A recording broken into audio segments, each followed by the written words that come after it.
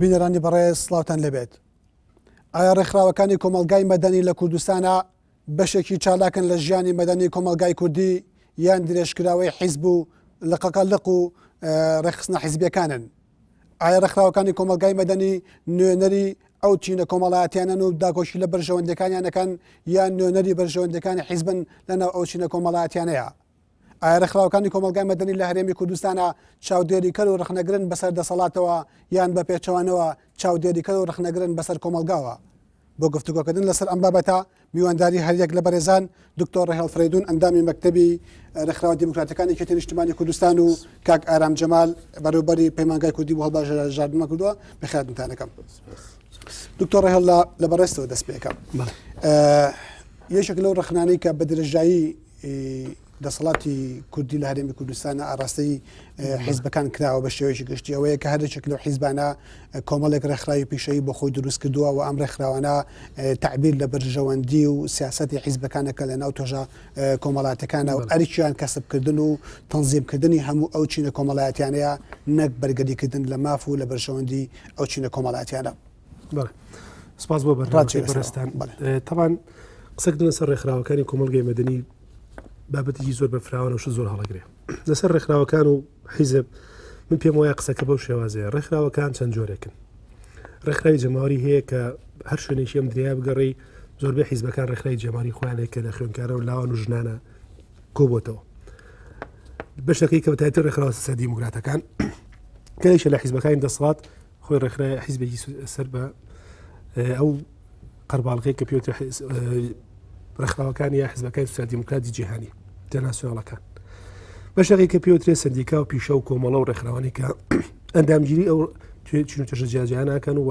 خۆیان بە نمایندەی ئەو خەڵکە ئازارن کە زیاتر لە ئێمە لە شێوازی کۆمەڵە و سندیکاوێکێتی ئەو ڕێکخراوانە ئێشیان گرتووە لە پێمە لە ساڵ 1992 لە پەرلەمان بە یاسای ژمارە 18 بەپێی بڕیارێک و بەپێی یاسایەک ئەم ڕێکخراوانە جارێکی کە وڵەتیان وەرگرتووەتەوە. بۆ ڕوونکردنەوەی زیاتر زۆر ئاساییە گەر ئێمە وەربینەوە لە شێوازی کارکردن لە کاری ئەم ڕێکخراوانەیە هەر حیزبێک لیستێکی خۆی هەبێ چۆن لە هەڵبژاردننی شارەوانەیەکە پارێزگایەکە خەباتەکە بۆ ئەوەی کە دەسەڵاتی بدەست بێت دەسەڵاتی فەرمانڕاوی حکوومەتە ئیداری بدا لەلاکی کەشتە لەم ڕێکخراوانەدا بنمونەیەکی مامۆستایان یاخود پزیشکانی هەر ڕێکخراویشکە کەمانە سەندیکا و کۆمەڵەن و ئەندامگیرێتی لەسەر ئەساسیە لەسەر بنەمای پیشە کۆی کردوێتەوە. زۆر ئاساییە ئەم حیزبانە کار بکەن بۆ ئەوەی کە لیستەکەی خۆیان چەند دەنگێک لێ بێنێ بۆی کە بەشداری بکە لە گۆڕانکاریانەی کە لەو توێژە ئەکرێت. بەڵام دکتۆر فریدون پرسیارەکە ئەمەیە ئەگەر قەرار بێ باس لە کۆمەلگای مەدەنی بکەین باس لە بیناکردنی کۆمەلگای مەدەنی بکەین پێویستە ئەم ڕێکخراوانە ڕێکخراوی سەربەخۆ بن و پێویستێکی پیشەیی پێکێنابێت نەک پێویستێکی سیاسی حیزبی. پێویستی سیاسی و حیزبینی ئەمن بۆ گەبگەڕن و باگراوندەکەی لەوانەیە لە سەردەمەکە پێویست بوو بێ کە ئەوەکو قسەم لەسەر سەردەمی شۆڕش ناکەم دوای ڕاپەڕینەوە ئەمە سەردەمێکی دیموکراسیت و کاری ڕۆژانەی خەڵکو و پێداویستی ئەو توێژانەیە. من بۆکو پێم وتی بەشێک ئەمە شتێکی ئاساییە هەبێ بەڵام بەشی دوم چییە شێوازی تەرجمەکردنی کارکردی ئەم سەردیکەیانەیە و کادری ئەم ڕێکخراوانەیە کە من بۆ خۆم پێم وایە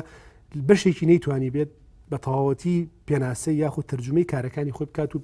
بە دڵنیاییشەوە بەرەو لایەنە حیزبێکەشی بردووە. ئەمە خۆی بۆ کێشەیەکە بۆیە لە دەرەنجام ئێمە کە گەشتکەوتە حیزب بە پرسیارە لەوەی کە ئەم ڕێکخراوانە تا ڕادێ بەڵام زیاتر نمایندەکان ئەو کەسانە و دوای زائیدەن کە لە هەمووی گرنگتر لە وڵاتی ئێمە تایبەتمەندێگەیە ئەوی ژە زروفە سیاسیە نالەبارە بوو کە شەڕی ناوخۆ بووە هەوڵیدا ئەم ڕێکخراوانە لە دەرەنجام بوون بە دوو ڕێکخراو هەنی هەموو ڕێکخراو بوو بە دوو ڕێکخراو بە زۆر بە دڵنیاییەوە ڕێکخراوێکە بوو لەبەری ئەو لایە لەبەری ئەم لای شێواز ئاوشەوی بۆ دروستکە لەم لا هەبوو لەو لا بۆی دروستکرا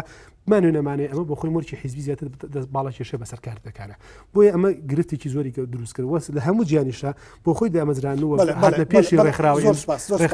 دکتۆر کاک ئارام حەزەکەم ڕای بڕێست بزانم لەسەرەوە بە بۆچوونی تۆ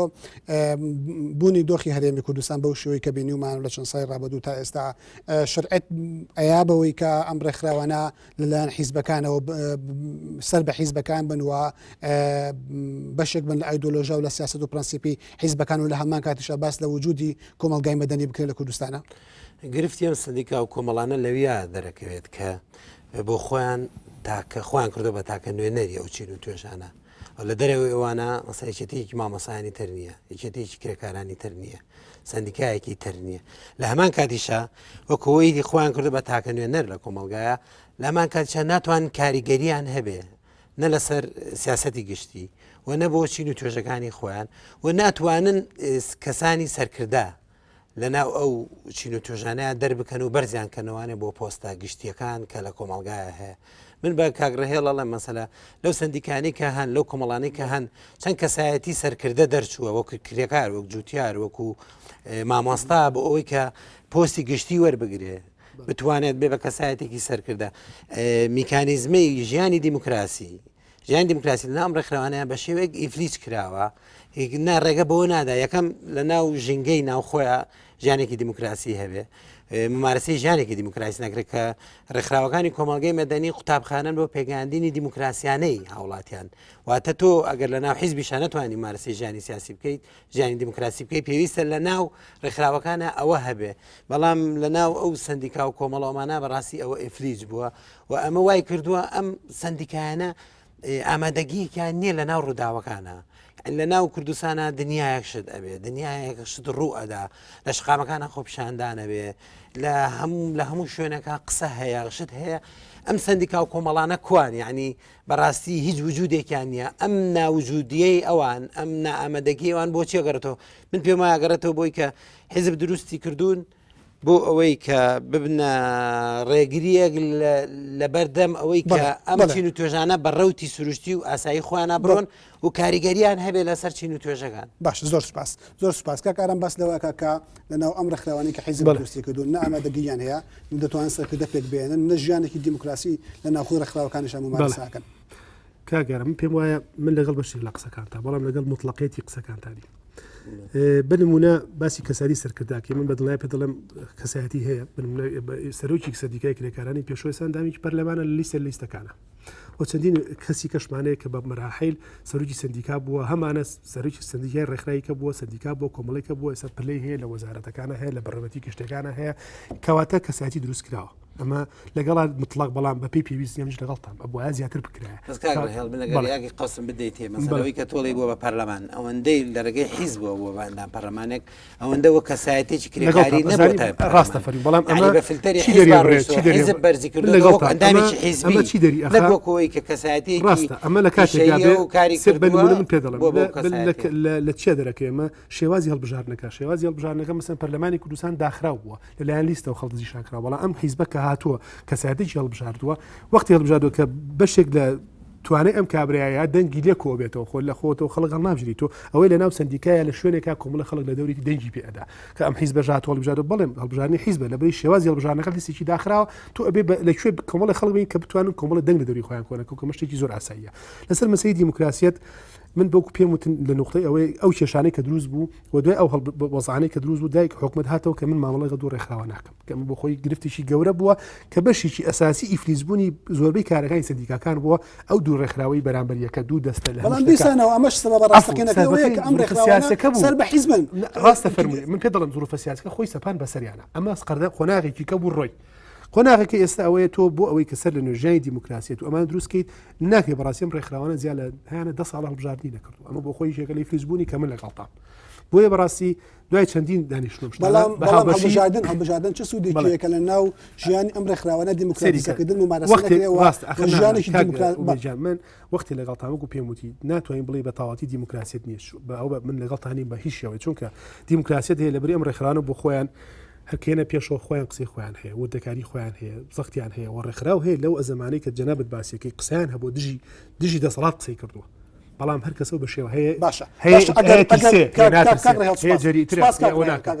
ئەگەر بڕیار بێ دەسەڵات ئەم ڕێکخراوانە دژی دەسەڵات قسەیان کرد بێ تۆ بە چ پێوەرێک پێمانەڵێ ئەم ڕێکخراوان ئامادەیانە ناو ڕووداوەکانە نەبووە من حەزەکەم ینی با کاگڕێهێڵەوە نمونەیەکەم پێ بڵێت کە لەو ڕووداوانی کە لە هەرێمی کوردستانە ڕویان داوە ئەم ڕێکخراوانە مووقفێک گۆڵبستێکیان هەبوو بێ دژ بە دش بە و خەڵکانی باش نەژڵێن دەسەڵات دش بە و لایەنانەی کە لەگەڵ بەرژەوەندی چیر و توێژەکانە بۆ نمونە تازەترین شت خۆپیشاندانی خوێندکاران و قوتابیانی زانکۆ بوو مەسەلا کۆمەڵی خوێندکاران لەوێ چی بوو دەوری چی بوو چ داکۆگیە کرد لەو قوتابیانی کە دەستدرێژی کرا سەریان لیان درا ئیهانەکران یعنی بەڕاستی کۆمەڵی خوێندکاران ئەگەر نوێنەرایەتی خوێندکاری کوردایە بووە لەگە خۆپیشاندەران بووە یا ڕێک دەرگاکەی داخستایە لەبەر چی لەبەرەوەی احترامی بۆ احترامی میهنەکەی خۆی بگرتە احترامی ڕێکخراوەکەی خۆی بگرتە و دنیایەک شتی ترکە بۆ یەکەتی مامۆستایان ڕاستە و بۆ چین و توێژەکانی تریش ڕاستە کێشەی ئەم سندیکانە ئەوەیە کاگومێن ئەمە درێژبوویەکی مۆدێلی سۆڤێتی چلەکانی هی دوای حربی عالەمی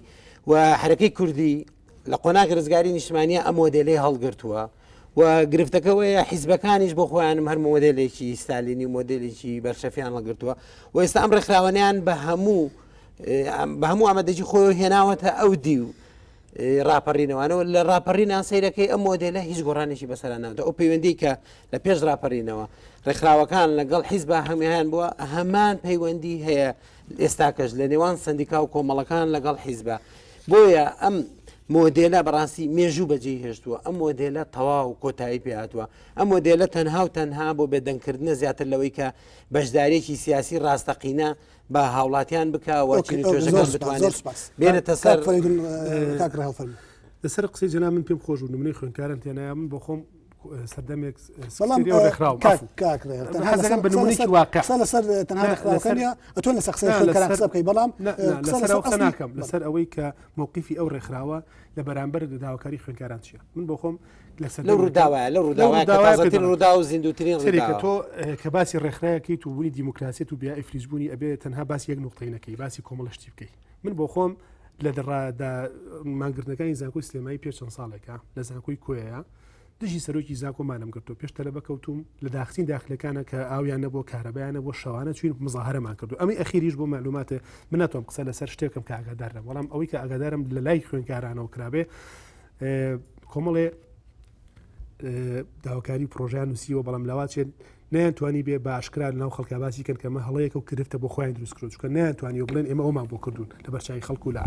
لە ئەلامە بەڵام وەکو مناگەرم کۆمەڵە سەردان کراوە لایانی پەیوەندیار بینراوە لەگەڵ ئەنجومەنی زانکۆیە دوو جار دەنگدەنگ بۆ لەسەر هەندی حاڵەتی ئەو بە ئیکە و داخستن و بەزم ڕزمی تۆ باسی بەڵام گرفتەکە لەمەوە دەست پێکات گرفتەکە لەم دەست پێک کە من نتوانم بە تەواتی بێم ئەو ئیشەیەکەم تەرجمەیەکەم بۆ خوێندکاران کە من بۆم کردوون ئەو خەلیان هەبوو بەڵام وەکو ئیشکردن کرا بدڵنیا ئەتوانێت دەست کاتێکا پێت خۆ ئەو داواکاری و داخوازیان ئەو مەجلیس ئەو کۆبوونانی مەزیسی زانکۆ و نوێری گشتی زانکۆ چۆدانی شۆ لەگەڵا باسی ئەو حاڵتانە کرابیانە کرابێ کاگرێ وەکو ڕای ئاگای لەمە نییە کە ئەوان لە ڕاستە من پێوەندی ئەمە گرفتەکەن نهێنینا لە بەرگەتی یاسایشی وەزارەتی باڵا نوێری گشتی زانکۆ ئەندامی ئەنجومەنی بەڵام بەشی خێگار ناکەم نمونە تەواتی نمونەی کرد بۆ باسەکە لاوازە لەبەر توانی تەرجمەی کە گرنگەوەی کە من شتێکم کرد بە ڕای گشتیش بڵێ من ئەمەم کردووە و بە ئامادەیشم تیا بە نمونەیەکی کە نمونەیەکی زۆر زیندوت پێڵم ئێمە کێشەیەکمان هەیە ئێستا لە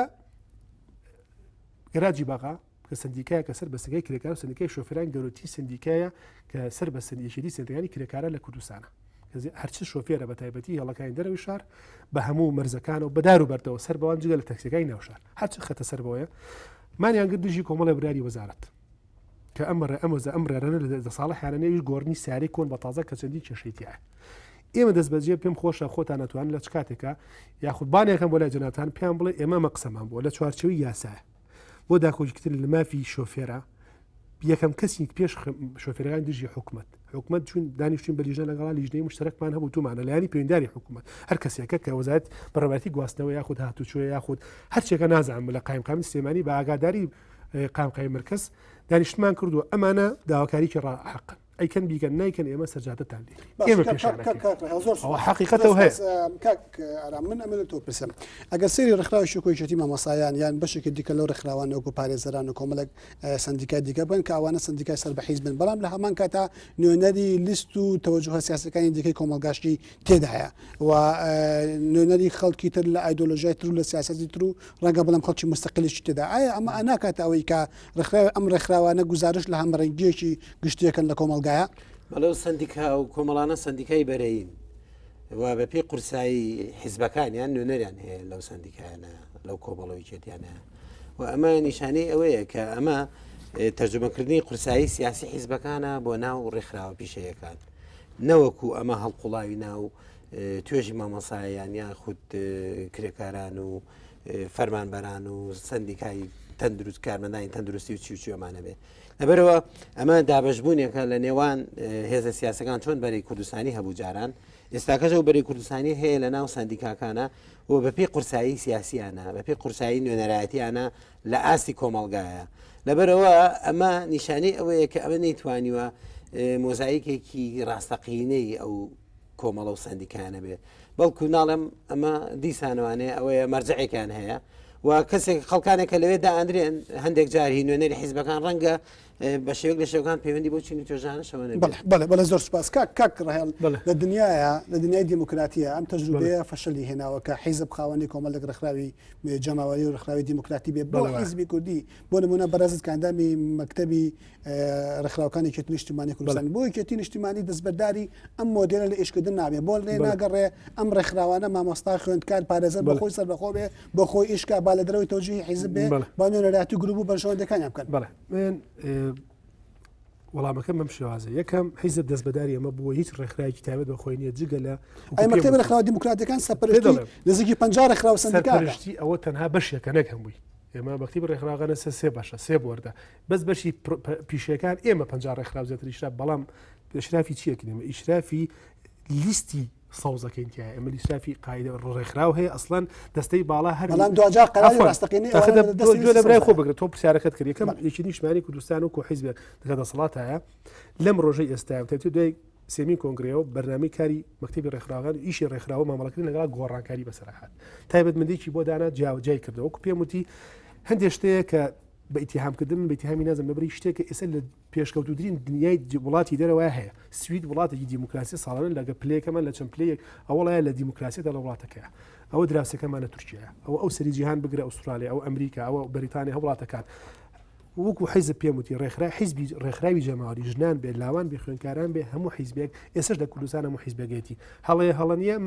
قەناعەتێک لەگەڵ جەناب تا یەک شتێکگرینەوە سەردەمێکێتە پێش شۆلانە و ضرورەتی نەمێنێ بەڵام تا ئێستا لە هەموو جیهانە بوونی ڕێکخراوی جەماوەری بەتابەتی ئەو سێ توێژە وجودی هەیە لە ئەمە یەک ڕێکخراوە پیشەیەکان کە ئەمە بەیتی قسەکردنمان و بەیتی قەسیدی ئەم بەرنامەی جەنابتەوە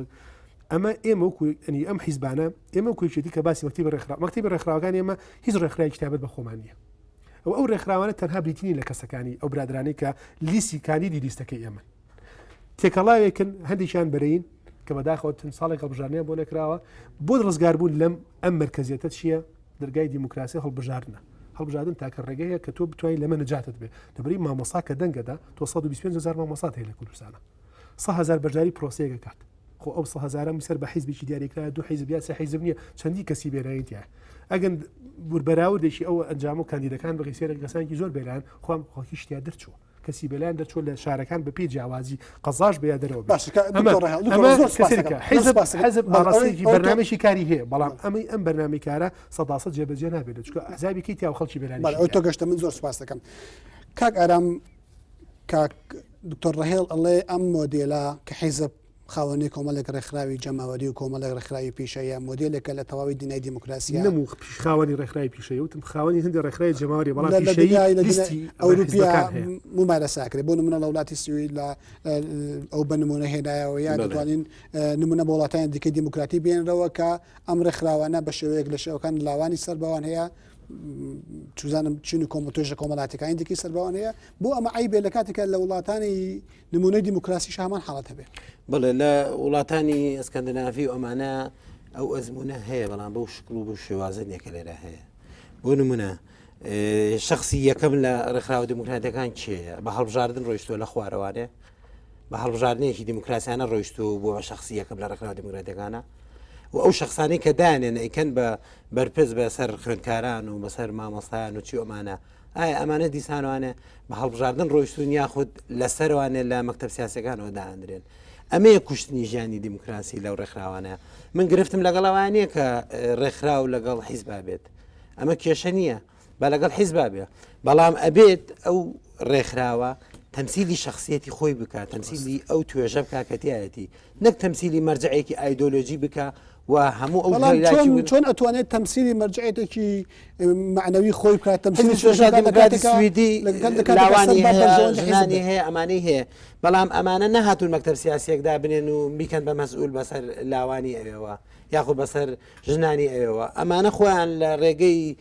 میکانیزمی دیموکراسی و هەڵبژاردن و ئەمانەوانەیە کەسایەتی و سەرکردە من لە سەرتا باسم کرد کەسایەتی سەرکردە دەرەکەوێ و ئەمانە لە جیاتەوەی شخصێک لەسەرەوە فەرزکەند بەسەریا بە پیشانەوە لە خوارەوە کەسایەتی بەهێز دەرەکەوێ ڕاتە سەرەوە تەنانەت لە کۆنگرەکانیانە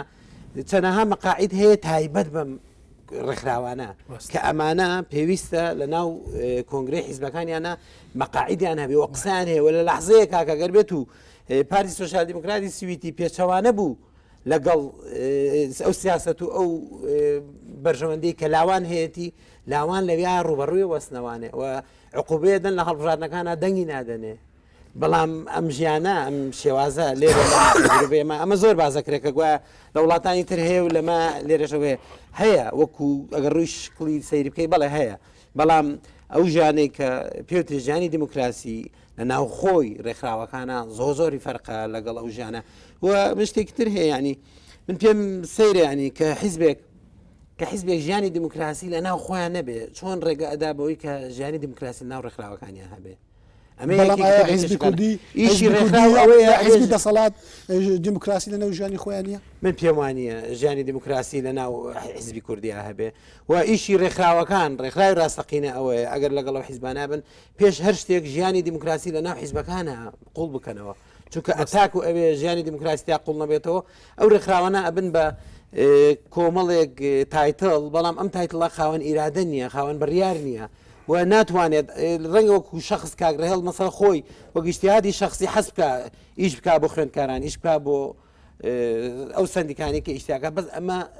خەون و خەیاڵی خۆیەتی بەڵام وەکو ئەو نەهجەی کە هەیە ئەو نەهجە لەگەڵ ئەوە نییە کە تۆ لە لەحزەیەکە دش بۆسیتەوە لەگەڵ بەرنامی حیزبێک لە حیزبەکانە بۆ ئەو دروست کراوە بەڕاستی بۆ ئەو دروست کراوە ئەم سندیکا و کۆمەڵە و یەکێتیانە زۆر سپاس دکتۆر من ئەمەوێت ئەوەت لێ بپرسیمانی ئەو جیاوازیە قوڵەی لە بینی حیزبێکی کوردی و حیزبی سۆشیال دموکراتی سویدا هەیە ئەو جیاوازیە قوڵەی لە ئاستی دموکراتیزەکردنی ژیانی سیاسی و ڕێخستن و پەیوەندەکانی سیاسی حیزبێکی کوردی و حیزبێکی ڕێکخراوێکی ئەوروپیا هەیە ئەمە کاتە هەمان ئەو مۆدێلەی کە لەوێ ئەگەر ڕێکخراو هەبێ سەر بە حیزب بێ بەڵام جیاوازیەکی قوڵەیە لەبەرەوەی لێرە لە ئەساس حیزبەکان خۆیان ژیانی دموکراسیان قوڵ نەکردێتەوە مرکزیت زۆر بێزە چۆن ئەتوانین هەمان ئەو نمونەیە دوو پات بکەینەوە لە کاتەکە لێرە لە ژیانی حیزبی دیموکراسی بێز نییە من لەگەڵتام من وەکو پێوتی پڕاپەر نەخێر خۆی دیموکراسیەت شتێکە خەباتی بۆ ئەکرێت حاڵەتێکە تۆ بێ بەردەوام کاری بۆ بکەیت ئەبێ ئێستا مقارنەی ئێستا و ساڵی لەمە پێشت بکەیت و ساڵەمە پێشت بکەیت وایوانە دارینی کەسە مرکزی لەناو هەڵبژاردنەکانە وەکو جەنابەت ئەنی حەزەکەم بۆ ڕوونکردنەوەی زیاتر من بە ڕقم جواب دەدا یا بە نمونە جواب دەدەمەوە ژیانی دیموکراسی لە حیزبەکانە وەکو پێم وتی ئەمە خەباتی ئەوێ ئەو ڕێکخراوانە ئەبێ هەوڵ بدەن و کارە بکەن بەڵام وەکو ڕێکخراوێکی سۆسیال دیموکراتی سویدی ڕێکخراوە کۆنگرەی سێمیشێتی و کۆنگرەی دووەمیشێتیش نوێری سندیکاکانی تیا بووە سەرۆکی چەند سندیکایەک بە تایبەتی خوێندکاران و لاوان و ژنان و لە کۆنگرەی یەکێتیە ئەوەی ئێمە بینیمان ئەوە بوو ئەوەی کە پێی ئەوە تۆژی گەنج تۆژی ئەکادمی و خەڵکی زانکۆیی تۆژی ڕۆشنبیران کەوتن بە پێشەوانەوە کۆمەڵێ خەڵکی سەربازی و ئەمنی دەرچوون یامانەسەرسێمی کۆنگرەی یەکێتی و وردیشی کەمەوە ئەم جارە بەس تەنها هەیە درو هەڵ نەبژێدا بنای سەرکردایەتی و ئەنجومەنێکی دروستکرا و پەرلەمانێک شێوازە ئەنجومەنی حیزب چەندین کەسایەتی تیا دکتۆرای هەیە ئەوەیە و کەسانی ئەکادمیشی تایە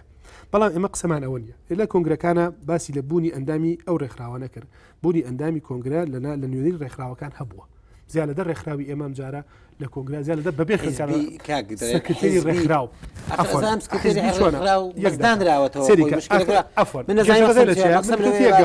هەڵبژاردن هاتبێتە پێشەوانێ نەوەکو حیزب ئەمە سۆزی حیزبە لەبەرەوە نەک لەگەڵتان دڵنیایی سەریکە ئەمە بەزێک دەقەشتێکیکە کۆنگری لە کۆنگرەکانی ئیتالیا چەندێکی ئێمەی لێبوون سەرۆکی کەن سندیکای کرێکاران کە ئێمە خەباتمان بۆ کرد سەری لەگەر بەڕاستی سندیکای کرێکارانی ئەو وڵاتە سەر بە حیزبی عومالی بووە سندیکا 5 ملیۆن و شتێک دەنگی هێناوە ئەو کەسایەتیە کە بۆتە سەرۆک ڕێک ئەو دەنگە بە کۆمپیوتەر لە ماوەی چەند دقیقەیەکە ئەو دەنگە بۆ حیزبی فلان حساب کرا لە بەری 5 میلیۆن دەنگی هەناوە کابرایە سەرۆکی سندیکای کرێکارانی ئەو وڵاتەیە ئەمە شێوازی دیموکراسی من خەونی پێوە بین وەکوتی وەڵام بەڵام وێ کاریشی بۆ بکەم من ناتوانمەوە بکەم بەڵام ئەبێ لانی کە من کاری بەس عفۆن آخر وڵام ماماوە بەڵام یە قسە ئەەکەم ئەم سندیکانە لە هەر شتێ تەرکیبە دروستکرابن سندیکا کاری ئەوە نێت داکۆچی داخوازی لە ماف و داواکاری و داخوازی توێژەقی خۆی بکە من پرسیارێکمێ یەکێ لە نووسراوەکان یاخود داخوازی و داواکاری توێژێکم بۆ بێنە لە دەستەی باڵاو کرابێت لەلایانی پەیوەندیدار داخوازی گشتی توێژەکەی نەبێت بەڵام باشە شتی فەردی مستحیلە خەباتکردن بۆ دیموکراسی ئەمە ئەم بۆشی ڕاستە دیموکراسی شتێکە پێویستی بە خەباتی بەردەوامەیە بەڵام ئایا ئەزمموی 20 ساڵەی حکومڕانی کوردی و پەیوەندی حیزبی کوردی لەگەڵ ڕێکخراوە دیموکراتی و پێشەیەکانە ئەومان پێ ئەڵێ خەباتێکی ڕاستەقینە بۆ هێنان ئارای دیموکراسی سەر بەخۆکردنی ڕێکخراوەکان هەیە بەڵێ وەڵام بیتەوە ئەم ناوبڕەمان هەیە بینەرانی بەڕێز لەگەڵمان بن پرۆگرامەکەمان بەرداوامە بەڵام دوای ئەم ناوبڕا بەرداوەبی.